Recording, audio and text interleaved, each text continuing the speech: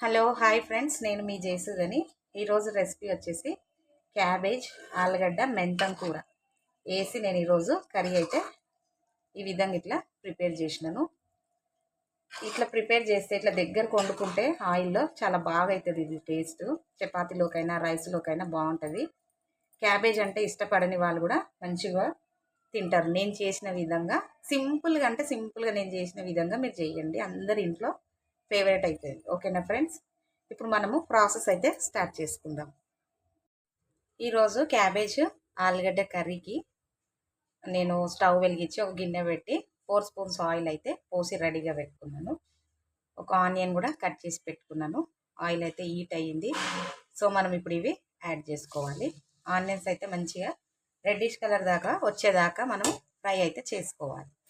ఈలోపు ఆలుగడ్డ క్యాబేజు ఇవన్నీ కోసి రెడీగా పెట్టుకుందాం. ఓకేనా ఫ్రెండ్స్, ఇదైతే ఫ్రై అవ్వాలి. ఇప్పుడు చూడండి, ఆనియన్స్ ఇట్లా ఫ్రై అయితే చాలు. ఓకేనా, ఇప్పుడు కట్ చేసి పెట్టుకున్న క్యాబేజు ఆలు యాడ్ చేసుకోవాలి.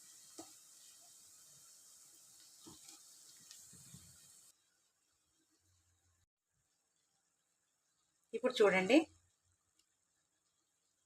మంచిగా ఇప్పుడు ఇవి యాడ్ చేసుకున్నాం కదా, ఒక మూత పెట్టి ఇందులో ఉన్న నీరు అనేది కొంచెం తగ్గేదాకా సిమ్లో అయితే కర్రీని ఉడికించుకోవాలి. ఇప్పుడు చూడండి మంచిగా ఇట్లా ఉడుకుతుంది కదా, ఒకసారి అంతా మిక్స్ చేసుకుందాము. ఇప్పుడు ఏమేమి యాడ్ చేసుకోవాలంటే కొత్తిమీర, టమాటా. నేనైతే ఈరోజు చిన్న మెంతం కూర వేసి క్యాబేజ్ కర్రీ అయితే ప్రిపేర్ చేస్తున్నాను. సో నేను రెడీగా పెట్టుకున్నాను. ఇప్పుడు ఇవన్నీ యాడ్ చేసుకోవాలి. ఇప్పుడు ఇవి కూడా కొంచెం టమాటాలు మెత్తబడేదాకా ఉడికించుకోవాలి. ఓకేనా, క్యాబేజ్ తొందరనే ఉడికిపోతుంది, ఆలుగడ్డని కొంచెం టైం పడుతుంది. టమాటాలు కూడా పండు టమాటాలే, సో అవి కూడా ఎక్కువ టైం అయితే పట్టదు. ఓకేనా, ఇంకొక 5 మినిట్స్ దమ్ముకి అంతా ఉడికించుకోవాలి. ఇప్పుడు చూడండి, ఇప్పుడు ఇట్లా ఉడుకుతున్నాయి కదా, ఇప్పుడే ఒకటి స్పైసెస్ కూడా యాడ్ చేసుకోవాలి.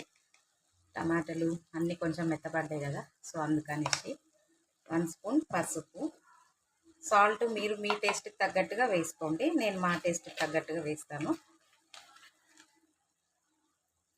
పింక్ సాల్ట్ కదా, కొంచెం సాల్ట్ అనేది తక్కువే అవుతుంది. నేనైతే 2 స్పూన్స్ వేస్తున్నాను. నెక్స్ట్ ధనియాల పొడి అయితే 1 స్పూనే వేస్తున్నా.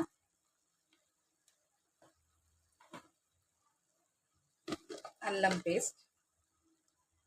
Paste 1 spoon.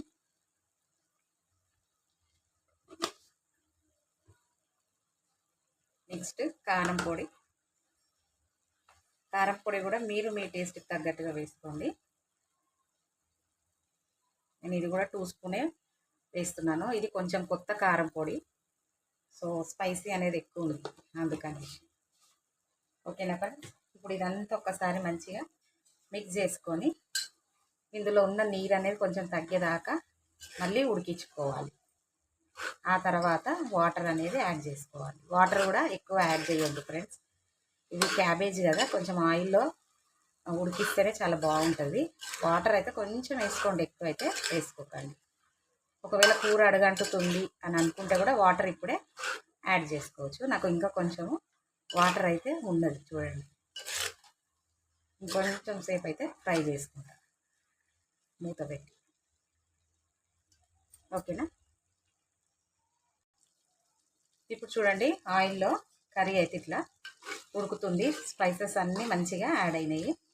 సో ఇప్పుడు కొంచెం వాటర్ అయితే యాడ్ చేసుకోవాలి, ఎందుకంటే ఆలుగడ్డలు కొంచెం ఉడకాలి. సో అందుకనేసి నేనైతే కొంచెం వాటర్ యాడ్ చేస్తున్నాను.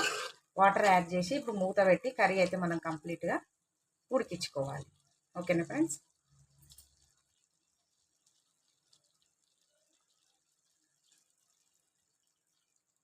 నేను 1/2 గ్లాస్ వాటర్ అయితే యాడ్ చేసుకున్నాను. ఇప్పుడు మూత పెట్టి కంప్లీట్గా కర్రీ అయితే ఉడికిస్తాను. ఇప్పుడు చూడండి మంచిగా మన కర్రీ అయితే ఉడికిపోయింది. సో దగ్గర కూడా అయ్యింది. రైస్లో తినడానికైనా చపాతీలో తినడానికైనా సూపర్ అంటే సూపర్ టేస్టీగా ఉంటుంది క్యాబేజ్ ఆలుగడ్డ మెంతం కూర. ఓకేనా ఫ్రెండ్స్, ఇప్పుడు కర్రీ అయితే కంప్లీట్ అయిపోయింది. సో ఇప్పుడు నేను స్టవ్ అయితే ఆఫ్ చేసుకుంటున్నాను. ఈ రెసిపీ కనుక మీకు నచ్చినట్టయితే లైక్ చేయండి, షేర్ చేయండి, సబ్స్క్రైబ్ చేయండి. Thank you for watching.